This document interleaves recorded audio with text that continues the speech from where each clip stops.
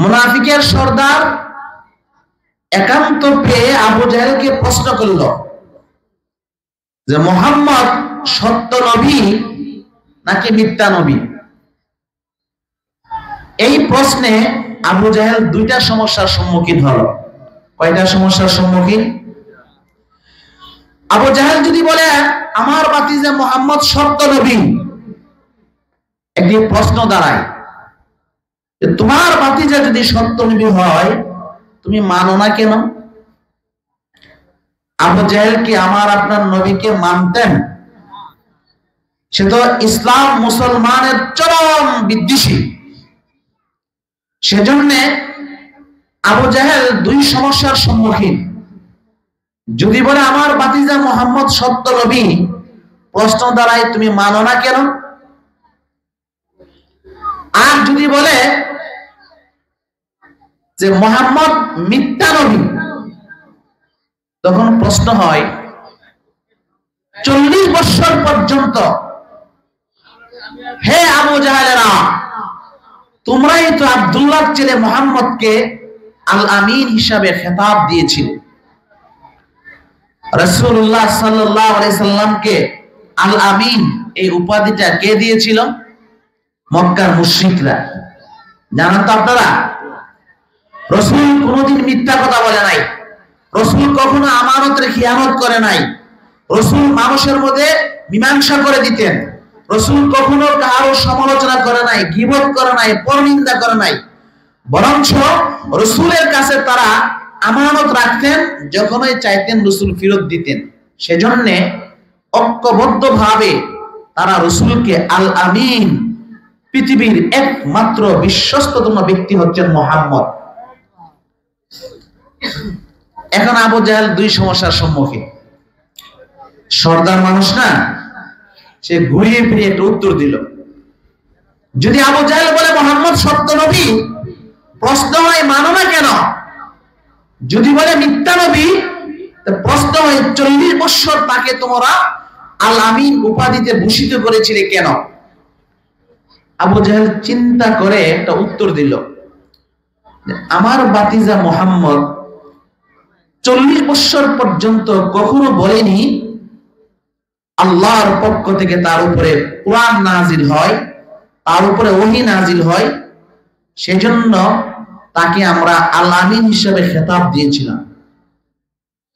যেই দিন থেকে আমার ভাতিজা বলে আল্লাহর পক্ষ থেকে তার কাছে ওহী নাজিল হয়, সে নবী, সে রাসূল, ওই দিন থেকে আমরা তার বিরুদ্ধে গেলাম। এই কথাটা আস্তে আস্তে আস্তে আস্তে রাসূলের কান পর্যন্ত পৌঁছল। রাসূল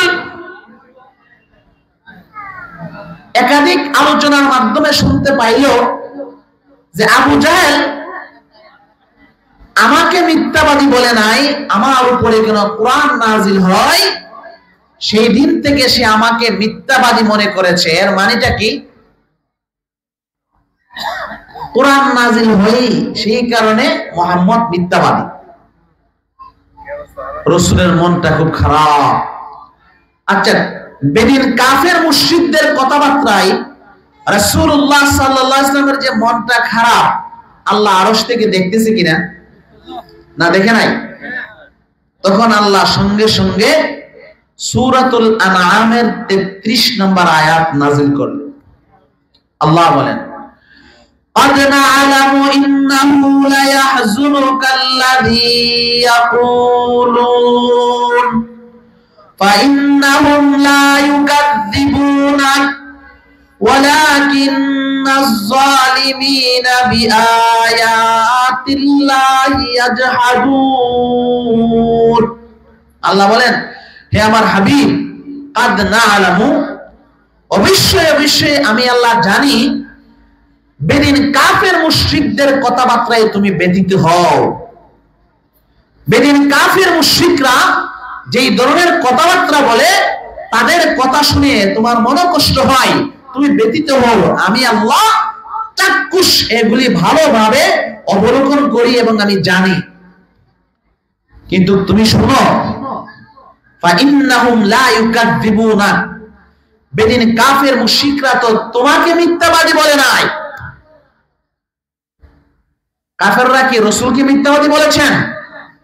তারা তো বলেছে 40 বছর তিনি আল্লাহর পক্ষ থেকে ওহী নাজিল হয় এটা বলেনি, এইজন্য আমরা আল আমিন হিসাবে খেতাব দিয়েছিলাম। যেই দিন থেকে সে বলে আল্লাহর পক্ষ থেকে ওহী নাজিল হয়, ওই দিন থেকে তাকে আমরা মিথ্যাবাদী হিসেবে সাব্যস্ত করলাম। তাহলে প্রকারান্তে তারা আল্লাহর আয়াতকে মিথ্যাবাদী হিসেবে সাব্যস্ত করলো। এইজন্য আল্লাহ বলতেছেন ওয়ালাকিন্নাজ যালিমিনা বিআয়াতিল্লাহি ইয়াজহাদুন,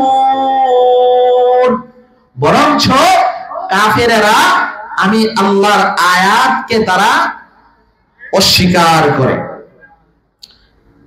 হাবিব, আপনি চিন্তিত হবেন না, আপনাকে তারা মিথ্যাবাদী বলে নাই, তারা আমার আয়াতগুলোকে অস্বীকার করে, আমার আয়াতগুলোকে মিথ্যাবাদী মনে করে। তাহলে বেদিন কাফের মুশরিকরা রাসূলকে, মুহাম্মদকে তারা মানে, জানে তিনি সত্য, তিনি মিথ্যাবাদী নয়, তিনি আমানতদার, তিনি বিশ্বস্ত। কেন? তার উপরে কোরআন নাজিল হয়, এই জন্য তারা তার সূত্রটা পোষণ করলো। রাসূল সাল্লাল্লাহু আলাইহি সাল্লাম যখন কোরআনের দাওয়াত দিতে লাগলেন, তখন বেদিন কাফের মুশরিকদের মধ্যে বিভিন্ন ধরনের বৈঠক হইল। তারা বিভিন্ন বৈঠকের মধ্যে একটা সিদ্ধান্তে পৌঁছলো। কি সিদ্ধান্ত? যে আমরা কোরআন মানব না, কোরআনকে আনুগত্য করব না, বরঞ্চ তার কোরআন শ্রবণ থেকে আমরা মানুষদেরকে বাধা প্রদান করব। কার কাজ? সূরা হামিম আস-সাজদার 26 নম্বর আয়াত আল্লাহ তাআলা বলেন وقال الذين كفروا لا تسمعوا لهذا القرآن,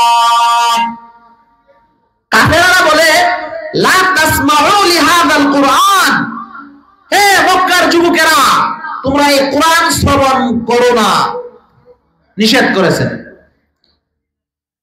তারা তো শ্রবণ করেই না। মক্কার মুশরিকদেরকে, বিশেষ করে যুবকদেরকে লক্ষ্য করে বলেছেন লা তাসমাউ লিহাযাল কুরআন, মুহাম্মদের উপরে নাযিলকৃত কোরআনকে তোমরা শ্রবণ করো না। এক নম্বর নির্দেশনা দিয়েছে তাদের মিটিং থেকে। 2 নাম্বার ওয়ালগাউ ফীহি, কোরআন আবৃত্তি কালে যেখানে কোরআন তেলাওয়াত হয়, যে জায়গায়, যে স্থানে, সেখানে তোমরা সুরভুল সৃষ্টি করো। সুরভুল কি? তোমরা হাততালি দাও, 1 নাম্বার। 2 নাম্বার তোমরা বাঁশি বাজাও বা শীষ দাও। 3 নাম্বার তোমরা উচ্চ সুরে আওয়াজ করো। কেন? যেন মুহাম্মদের কোরআন তেলাওয়াতের আওয়াজ মক্কা নগরী কোন যুবক, কোন বৃদ্ধ, কোন যুবতী, কোন মানুষের কানে না পৌঁছতে পারে। তারা এটা জানে মুহাম্মদের কোরআন তেলাওয়াত যার কানে পৌঁছবে, কোরআনের আকর্ষণে আকর্ষিত হয়ে তার ইসলাম ধর্ম গ্রহণ করতে বাধ্য হবে। এই জন্য তারা বলতেছে লাআল্লাকুম তাগলিবুন, যদি বিজয়ী হতে চাও তাহলে মুহাম্মদ যেখানে কোরআন তেলাওয়াত করবে, কোরআনের স্থলে বাঁশি বাজাইতে হবে, কোরআনের স্থলে জোরে জোরে আওয়াজ করতে হবে, কোরআনের স্থলে শীষ দিতে হবে। তাহলে কাফেরেরা কোরআন শ্রবণ না করে, তাহলে কোরআন শ্রবণ করবেন এটা কাদের কাজ? কাফেরদের কাজ। কোরআন শ্রবণ না করে এটা কার কাজ? কাফেরদের কাজ। মুসলমানদের কাজ কি? এর এগেইনস্টে সূরাতুল আরাফের 204 নম্বর আয়াতে আল্লাহ বেদিন মুসলমানদের কি করণীয়, কাফেরদের করণীয় হচ্ছে তারা কোরআন শ্রবণ করতে নিষেধ করেছেন। কোরআন শ্রবণের স্থলে, তেলাওয়াতের স্থলে হট্টগোল করার জন্য, শীষ দেওয়ার জন্য, হাতে তালি দেওয়ার জন্য, যেন তারা বিজয়ী হতে পারে, মুহাম্মদের কোরআনের আওয়াজ যেন মানুষের কানে পৌঁছতে না পারে, এই পন্থা তারা অবলম্বন করলো। এর বিপরীতে আল্লাহ তাআলা বলেন সূরা আরাফের 204 নম্বর আয়াতে ওয়াইদা কুরিয়াল কুরআন, ও মুসলমানেরা শুনো, যখন কোরআন তেলাওয়াত হয়, যখন কোরআন তেলাওয়াত করা হয় যে জায়গায় যেখানে, ফাসতামিউ লাহু, মনোযোগ সহকারে শোনো, ওয়া আনসিতু, তোমরা নিশ্চুপ হয়ে শোনো, একদম নিশ্চুপ। অনেকে আমরা কোরআন তেলাওয়াত করা হলে কত বলতেছি, কোরআন তেলাওয়াতও শুনতেছি, এরকম হয় না? এরকম হয় না?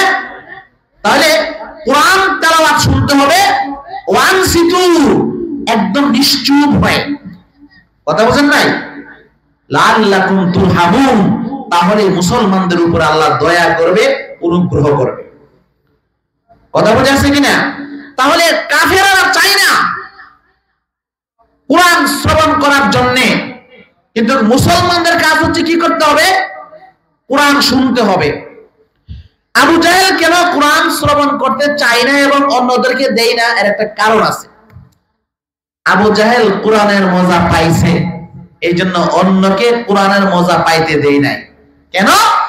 আবু জাহেলরা জানে কোরআনের যে আকর্ষণ, যদি আমরা যুবকদেরকে কোরআন শ্রবণ করার জন্য আমরা অনুমতি দিয়ে দেই, মুহাম্মদের কোরআন তেলাওয়াতের স্থানে বাধা না দেই, তাহলে আমাদের নেতৃত্ব চলে যাবে।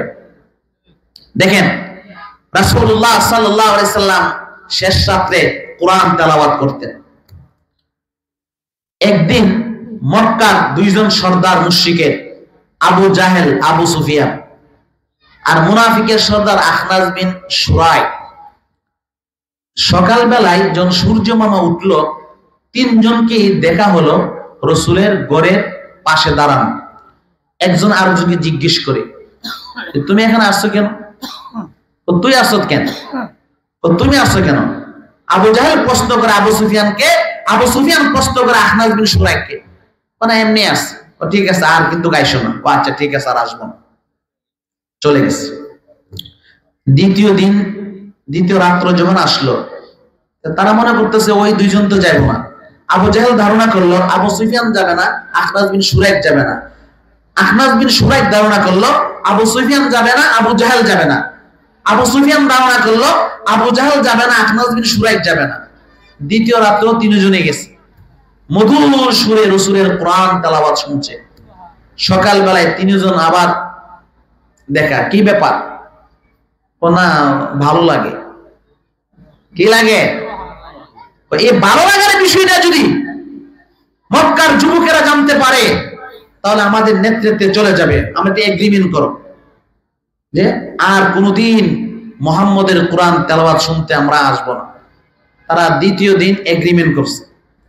এগ্রিমেন্ট যেহেতু করছে, তাদের ধারণা করলো যে মনে হয় ওই দুইজন আর যাবে না। তৃতীয় রাত্রে তিনজন গেছে।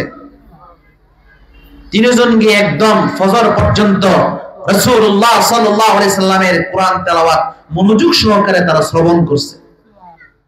যখন সূর্য মামা উঠলো, তিনজন আবার সাক্ষাৎ। এখন কেউ কাউকে দেখে কোনো কথা না বলে বাড়িতে চলে গেছে।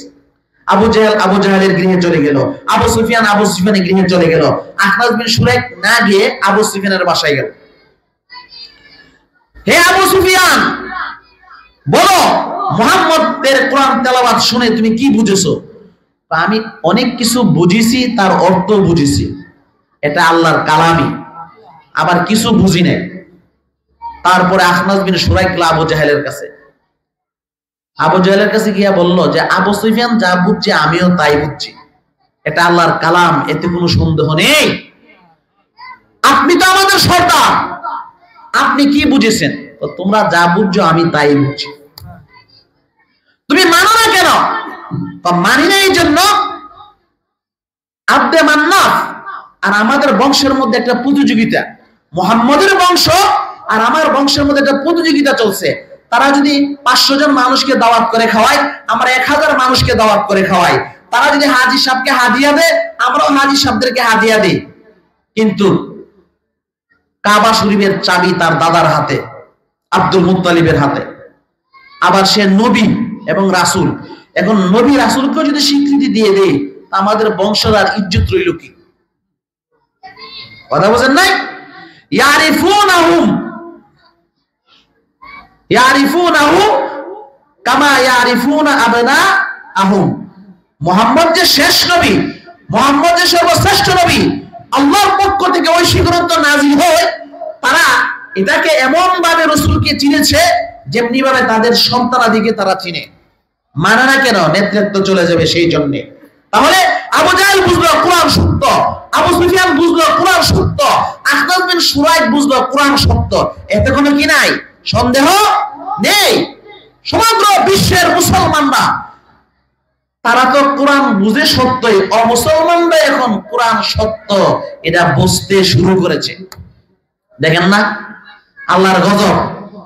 আমেরিকার এক স্টেট পুরো ছাই হয়ে গিয়েছে, একটা স্টেট শেষ।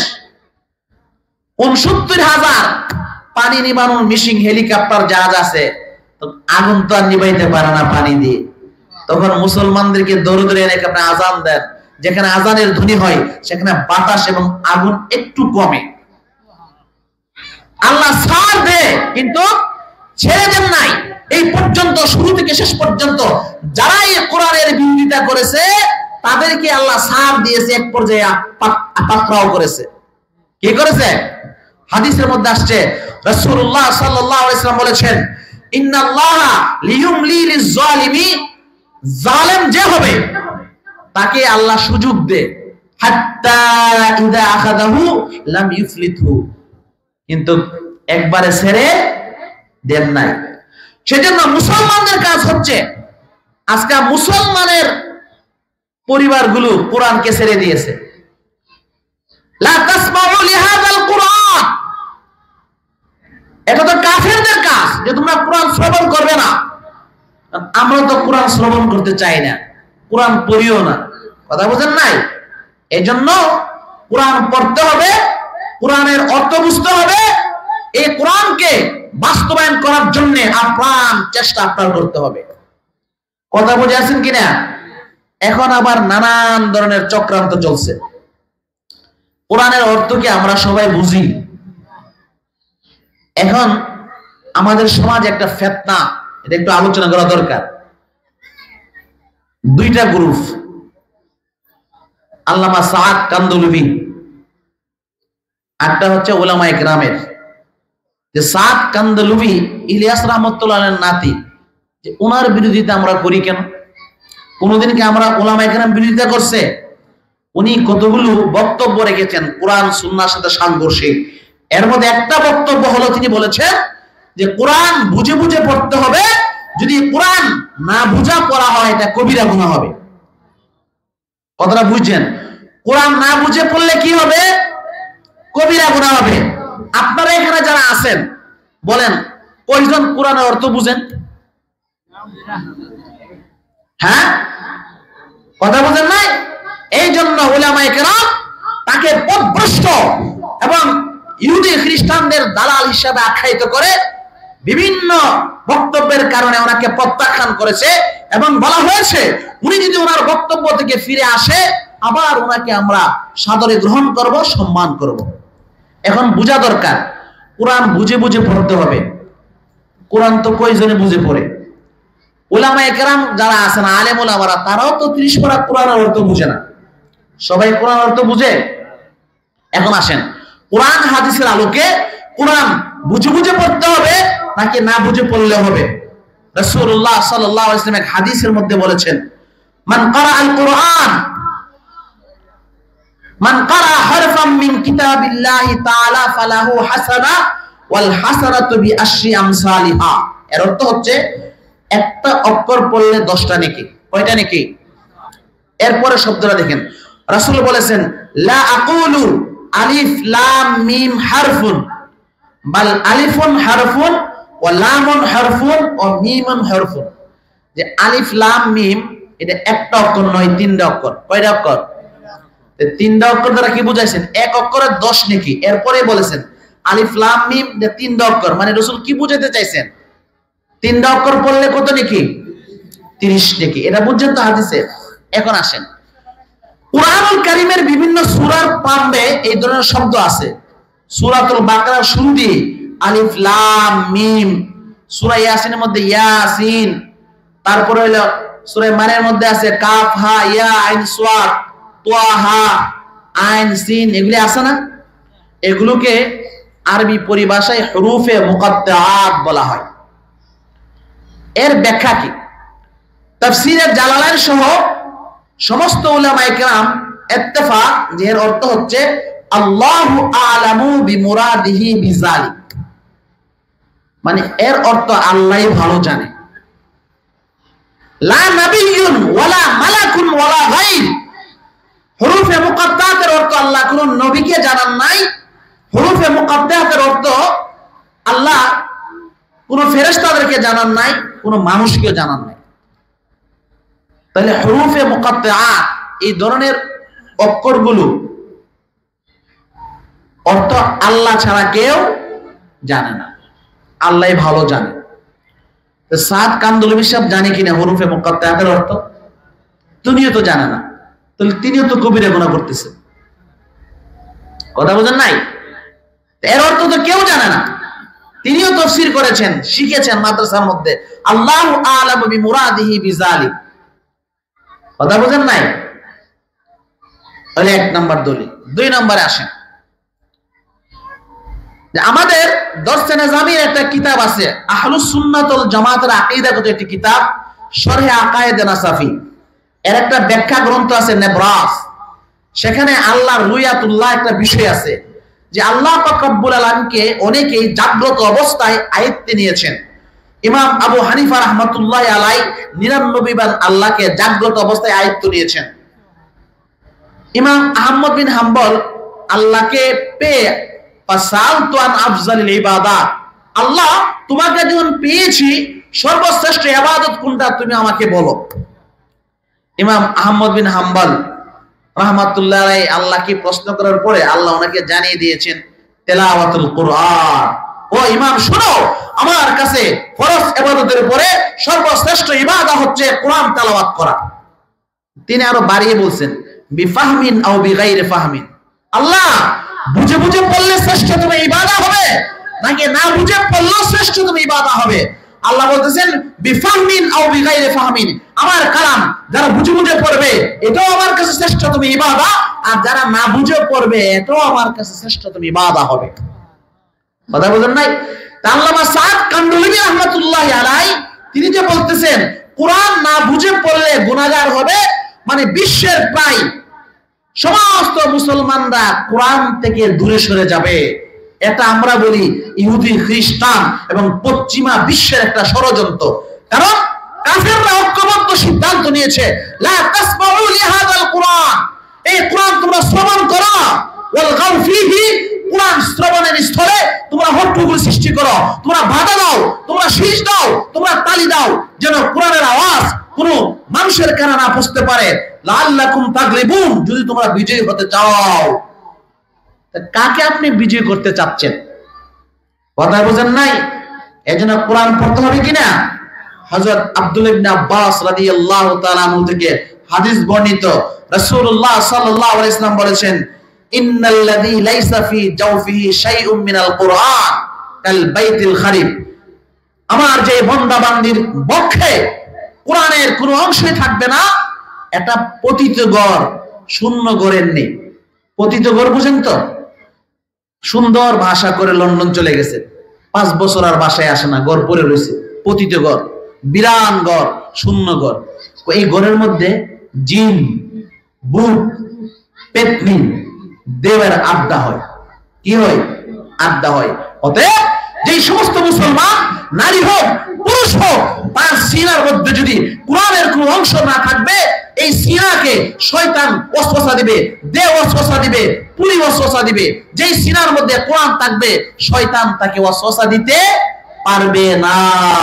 এই জন্য রাসূলুল্লাহ সাল্লাল্লাহু আলাইহি ওয়াসাল্লাম বলেছেন যেই বক্ষের মধ্যে কোরআনের কোনো অংশ থাকবে না, ওই বক্ষে শয়তান বসে বসে তাকে বিভ্রান্ত করবে। তাফসীরুল হাদিস বিল হাদিস, হযরত আনাস বিন মালিক রাদিয়াল্লাহু তাআলা আনহু থেকে বর্ণিত, বলতেছে আশ-শাইতানু জাসিমুন আলা কলবি বনি আদম। এই দেখেন, এই যে হেলান দিয়ে বসাকে জাসিম বলা হয়, প্রত্যেক বনি আদমের সিনার ভিতরে শয়তান হেলান দিয়ে বসে থাকে। শয়তান যে আপনার সিনায় হেলান দিয়ে বসে আছে, এটা আপনি বুঝবেন কিভাবে? নামাজের সময় যদি নামাজ পড়তে মনে না চায়, কোন গুনার কাজ হতে দেখে যদি গুনাহ থেকে আপনাকে বাধা না দেয়, মানুষের বিরুদ্ধে সমালোচনা করতে যদি আপনাকে বারণ না করে রাখে, মিথ্যা কথা বলতে যদি আপনি বারণ না হন, তাহলে বুঝতে হবে আপনাকে শয়তান ওয়াসওয়াসা দিচ্ছে, আপনার সিনায় শয়তান বসে রয়েছে। আশ-শাইতানু জাসিমুন আলা কলবি বনি আদম ফাইদা যাকারা খানাসা। যখন আল্লাহকে স্মরণ করে, কোরআন তেলাওয়াত করে, শয়তান তার অন্তর থেকে দূরীভূত হয়ে যায়। ওয়াইদা গাফালা ওয়াসওয়াসা, আবার যখন সে আল্লাহর জিকির থেকে, স্মরণ থেকে বিমুখ হয়ে যায়, আবার তার সিনাতে এসে শয়তান হেলান দিয়ে বসে তাকে বিভ্রান্ত করে। কোরআন পড়তে হবে কিনা? কোরআন পড়তে হবে কিনা? হাত তোলেন। পড়তে হবে কিনা? নামান কোরআন পড়লেন লাভটা কি দেখেন। রাসূলুল্লাহ সাল্লাল্লাহু আলাইহি ওয়াসাল্লাম এক হাদিসে বলেন যে হাসরের মাঠে যারা জান্নাতি হয়ে যাবে তাদেরকে বলবে ইকরা ওয়ারতাকি, কোরআন পড়ো আর জান্নাতের তালায় তালায় উঠো। ওয়ারাত্তিল কামা কুনতা তুরাত্তিলু ফিদ দুনিয়া, তাজবিদ সহকারে ধীরে ধীরে আস্তে আস্তে দুনিয়াতে যেভাবে তোমরা তাজবিদ সহকারে কোরআন পড়তে। শেষ করে ঘোষণা দিবে ফা ইন্না মানজিলাকা ইনদা আখিরি আয়াতিন তাকরাউহা, তোমার কোরআন পড়া যেখানে শেষ হবে এটাই হবে তোমার বাসস্থান। মুহাদ্দিসিনে কেরাম উল্লেখ করেছেন প্রত্যেকটা মানুষ যারা জান্নাতি হয়ে যাবে, যেই পরিমাণ তারা কোরআন মুখস্থ করেছে, যেই পরিমাণ কোরআন তারা সিনার মধ্যে ধারণ করেছে, ওই পরিমাণ তাদের তালা হবে বাসস্থান। কথা বুঝেন নাই? আল্লামা ইবনে হাজার আসকালানী রাহমাতুল্লাহি আলাইহি তিনি বলেন এটা হাফেজে কোরআনের সর্বোচ্চ পুরস্কার। কারণ হাফেজে কোরআন গোটা 30 পারা কোরআনকে তিনি মুখস্থ করেছেন, তিনি কোরআনের এক এক আয়াত পড়বে, এক এক তালায় উঠবে। মুহাদ্দিসে কেরাম বলেন শুধু হাফেজে কোরআনের সাথে সম্পৃক্ত নয়, যারা সূরা ফাতিহা পারবে, সূরা ফাতিহার যে আয়াত, যেটা আয়াত আছে, সূরা নাস পড়বে, সূরা বাকারা, যে যতটুকু পারবে এতটুকু তালায় উঠবে। কোরআন মুখস্থ দরকার আছে কিনা? কোরআনের আয়াতের পরিমাণ অনুযায়ী জান্নাতের বিল্ডিং কি পাইলাম? পৃথিবীর সর্বশ্রেষ্ঠ বিল্ডিং কোনটা? Burj Khalifa. 100 কত তালা? 100-র উপরে, 120 তালা। এই হাদিসের দ্বারা বোঝা যায় জান্নাতের বিল্ডিংটা হবে কোরআনের আয়াত সম পরিমাণ। কোরআনের আয়াত কয়টা? 6666। এটা একদম একটা ভ্রান্ত মতবাদ। কোরআনে কারীমের আয়াত 6000, এতে কোনো ইখতিলাফ নাই, সকলে ঐকমত। কুফা, বসরা, মক্কা, মদিনার সমস্ত উলামায়ে কেরাম। এরপরে মতানৈক্য আছে, 6000 এর মধ্যে কোনো ইখতিলাফ নাই। কেউ বলেন এরপরে 4টা মত আছে, কেউ বলেন 6204টি, কেউ বলেন 6214টি, কেউ বলেন 6219টি, আর 4 নাম্বার হচ্ছে কেউ কেউ বলেন 6236টি। 6236টি এটা কুফাবাসীদের গণনায়। কুফাবাসীরা খুব যোগ্য উলামায়ে কেরাম ছিলেন, তাদের মতটাকে উলামায়ে কেরাম গ্রহণ করেছেন। তাহলে 6236টি কয়টি? 6636। 600-র মধ্যে 2 বসাই দেন, 6236 বলেন 6200। তাহলে কোরআনে কারীমের আয়াত 6236টি, জান্নাতের বিল্ডিং এ হবে 6236টি। হাফেজে কোরআনকে আল্লাহ বলবেন ইকরা, তুমি কোরআন পড়ো, ও হাফেজে কোরআন, কোরআন পড়ো, ওয়াত্তাকি, জান্নাতের তলায় তলায় উঠো। কামা তুরাত্তিলু ফিদ দুনিয়া, দুনিয়াতে যেমনি ভাবে তারতিবওয়ার ধীরে ধীরে তুমি কোরআন পড়তে, তুমি জান্নাতের মধ্যে তুমি জান্নাতি হয়ে গিয়েছো। কোরআন আয়াত তেলাওয়াত করো আর জান্নাতের সুউচ্চ বিল্ডিং এর মধ্যে তুমি উঠো। ফাইন্না মানজিলাকা ইনদা আখিরি আয়াতিন তাকরাউহা। এই হাফেজে কোরআন 6236টি আয়াত পড়ে জান্নাতের সর্বোচ্চ আসন, স্কাইটা একদম উপরে। উপর থেকে কি দেখবে? তিনি তো উপরে উঠে গেলেন এত বড় আসনে। আমাদের ফিরশা হুজুরের ছেলে মুফতি জুবাইর সাহেব 6236 তলার উপরে উঠে গেছে, আলহামদুলিল্লাহ। আচ্ছা, উনি যে উঠে গেছে, উনি কি বাবার মুরিদ, নিজের মুরিদের খবর রাখবে না? আমি উঠে গেলাম কি শেষ? আমার ফ্যামিলি আছে না, আমার বংশ আছে না, আমার বন্ধু বান্ধব আছে না? আমি খালি উঠে আনার খাবো? আমি ওইটা তো চিন্তা করবো, আমি তো উঠলাম,